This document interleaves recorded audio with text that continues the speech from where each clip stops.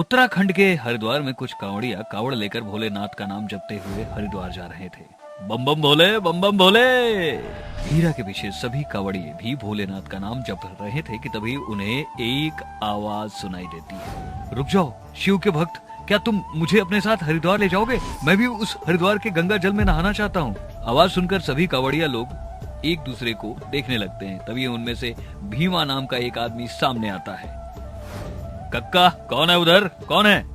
अगर किसी को हमारे साथ हरिद्वार जाना है तो कृपया करके सामने आए, जो इस तरह से आवाज न लगाए। उसकी बात को सुनकर एक बार दोबारा आवाज आती है, परंतु यदि मैं तुम लोगों के सामने आ गया तो मैं जानता हूं कि तुम लोग मुझे अपने साथ लेकर नहीं जाओगे, क्योंकि मैं कोई मामूली इंसान नहीं। अरे भैया, एक बार सामने तो आओ। ठीक है, मैं तुम सबके सामने आ रहा हूँ। इतना कहकर उन कावड़ियों के सामने एक भयंकर भूत आ जाता है, जिसके चेहरे पर चोट के निशान बहुत ज्यादा हैं। उसके हाथों के नाखून काफी लंबे लंबे थे, लेकिन एक चौंकाने वाली बात यह थी कि उसके कंधे पर कावड़ था। देखने में वो भी एक कावड़िया लग रहा था। उस भयंकर भूत को देख सभी कावड़िये डर जाते हैं। अब डरकर आगे की तरफ अपने अपने कावड़ लेकर चलने लगते हैं कि तभी भूत हवा में उड़ता हुआ उन कावड़ियों के सामने आ जाता है और अपना विशाल रूप ले लेता है। जिसके बाद उसके भयंकर रूप को देखकर कावड़िया डरते हुए कहते हैं, तुम हमारा पीछा छोड़ दो। आखिर तुम हमारे पीछे इस तरह से क्यों पड़े हुए हैं? हम भोलेनाथ के भक्त हैं, हमें भोलेनाथ के पास जाना है। मैं तुम्हें भगवान शंकर के द्वार जाने से नहीं रोक रहा, मैं बस तुमसे इतना कह रहा हूँ कि तुम मुझे भी अपने साथ ले चलो। नहीं नहीं, तुम तो एक भूत हो। तुमने अगर हमें रास्ते में खत्म कर दिया तो हमारी यात्रा तो अधूरी रह जाएगी। नहीं, हम तुम्हें अपने साथ नहीं ले जा सकते। इतना कहकर सभी कावड़िये अपना दूसरा रास्ता अपनाकर अपनी मंजिल की तरफ निकल पड़ते हैं। तभी एक बार और भूत उनके सामने आकर खड़ा हो जाता है और वो पेड़ को जमीन से उखाड़कर कावड़ियों के सामने गिरा देता है। यह देख सभी कावड़ियों को गुस्सा आता है और वो भूत से कहते हैं, आखिर तुम चाहते क्या हो? क्या करना चाहते हो? हमने कहा ना कि हम लोग एक भूत को अपने साथ नहीं ले जा सकते।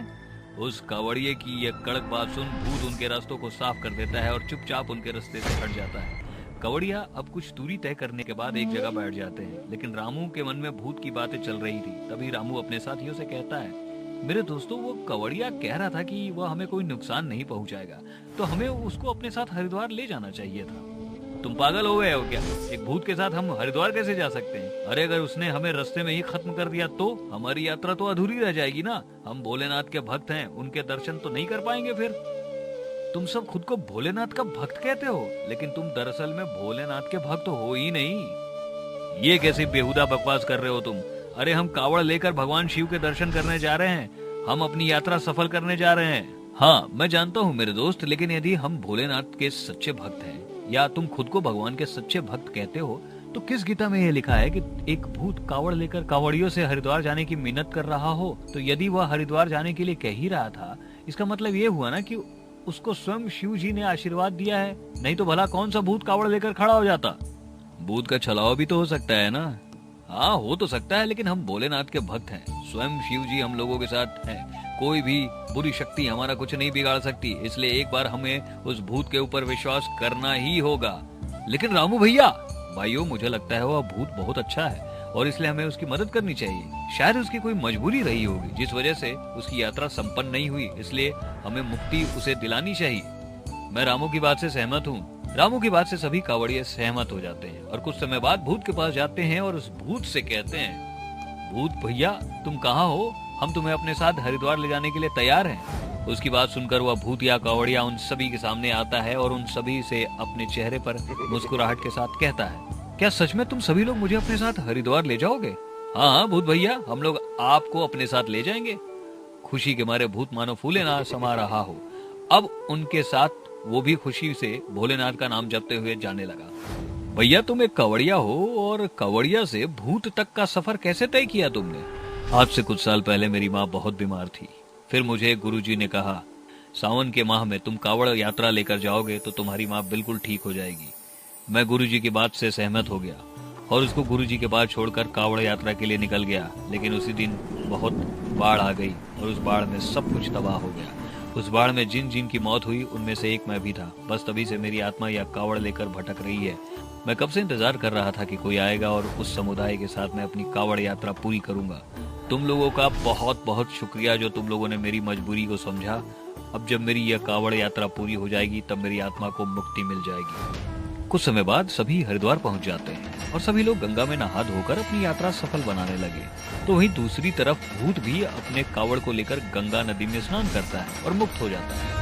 वो अब हवा में उड़ जाता है और सभी कावड़ियों को धन्यवाद देकर आसमान में गायब हो जाता है। उसको देखकर सभी कावड़ियों को बहुत अच्छा लगता है और आपस में कहते हैं, चलो भूत भैया की यात्रा सफल हुई। हाँ भैया, अगर तुमने हमको नहीं समझाया होता तो शायद हम भी उन लोगों के साथ जैसे उस भूत को वहीं छोड़ देते और वो हर साल वैसे ही वहाँ भटकता रहता।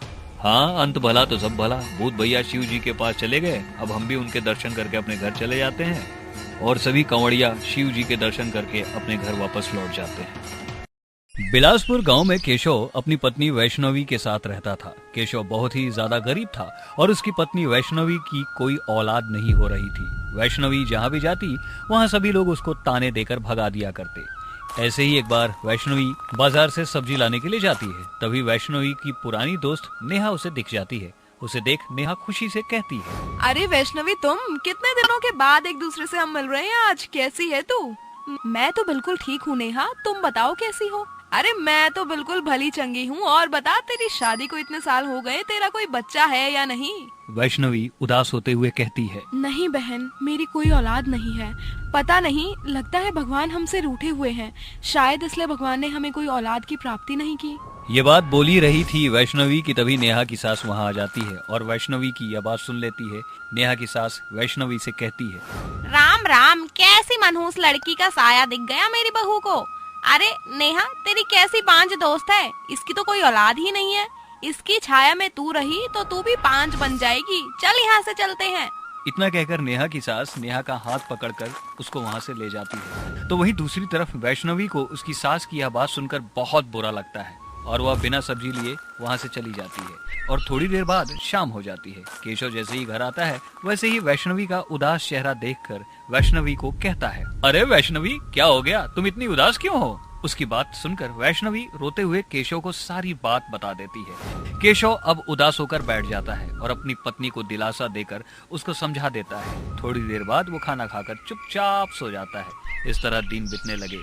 एक दिन वैष्णवी के घर एक बूढ़ी औरत जो कि एक साध्वी थी आती है और वैष्णवी को कहती है, बेटा, कुछ खाने के लिए है तो मुझे दे दो।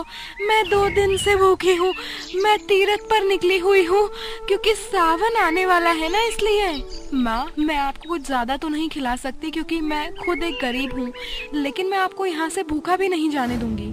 वैष्णवी अपने हिस्से का खाना साध्वी को खिला देती है, जिसके बाद यह देख साध्वी बहुत खुश हो जाती है और खुशी से उसे आशीर्वाद देते हुए कहती है, बेटा वैष्णवी, तूने गरीब की भूख मिटाई है, इसलिए मैं तुझे आशीर्वाद देती हूँ कि तेरी बहुत जल्दी गोद भरेगी। मैं ये बहुत अच्छे से जानती हूँ कि तेरी कोई औलाद नहीं है और लोग आए दिन तुझे ताने देते हैं, इसलिए मेरा आशीर्वाद तेरे साथ रहेगा हमेशा। इतना कहकर साध्वी वहाँ से चली जाती है और शाम को जब केशव आता है तब वैष्णवी केशव को सारी बात बता देती है और अब ऐसे ही समय बीत जाता है।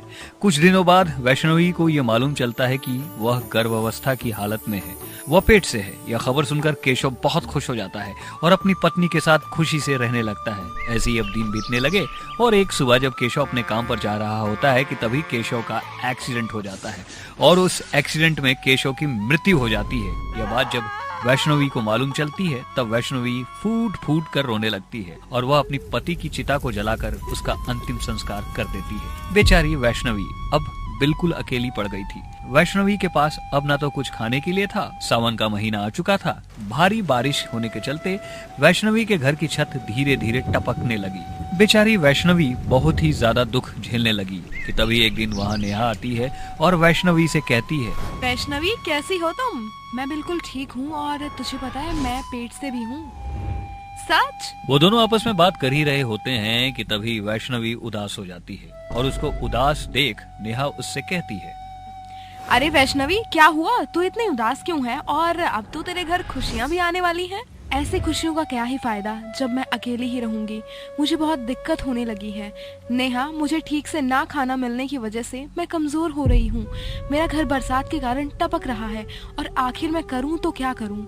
मेरी मान तो तू कावड़ लेकर जा, क्योंकि कहा जाता है कि इस सावन में जो अपनी कावड़ यात्रा सफल कर लेते हैं ना, उनका जीवन सफल हो जाता है। इतना कहकर नेहा वहाँ से चली जाती है, लेकिन नेहा की बात वैष्णवी के दिमाग में बस जाती है और वैष्णवी भी कावड़ यात्रा के लिए अगले ही दिन निकल जाती है। कावड़ यात्रा के दौरान भारी बारिश शुरू हो गई थी कि तभी वैष्णवी का पैर फिसल जाता है। वह कावड़ लेकर गिरने लगती है कि तभी उसको ऐसा महसूस होता है कि उसे किसी ने पीछे से पकड़ लिया है। जब वह पीछे मुड़कर देखती है तब उसके पीछे कोई और नहीं बल्कि केशव की आत्मा थी। जिसके बाद वैष्णवी ये समझ जाती है कि उसके इस कावड़ यात्रा में वह अकेली नहीं बल्कि उसका भूतिया पति भी उसके साथ है। कुछ समय बाद वह कावड़ यात्रा सफल हो जाती है, जिसके बाद जब वो वापस आती है तब उसे अब कोई परेशानी नहीं होती। उसका अब एक बेटा भी हो चुका था, जिसके बाद वह खुशी खुशी अपने बच्चे के साथ जीने लगती है।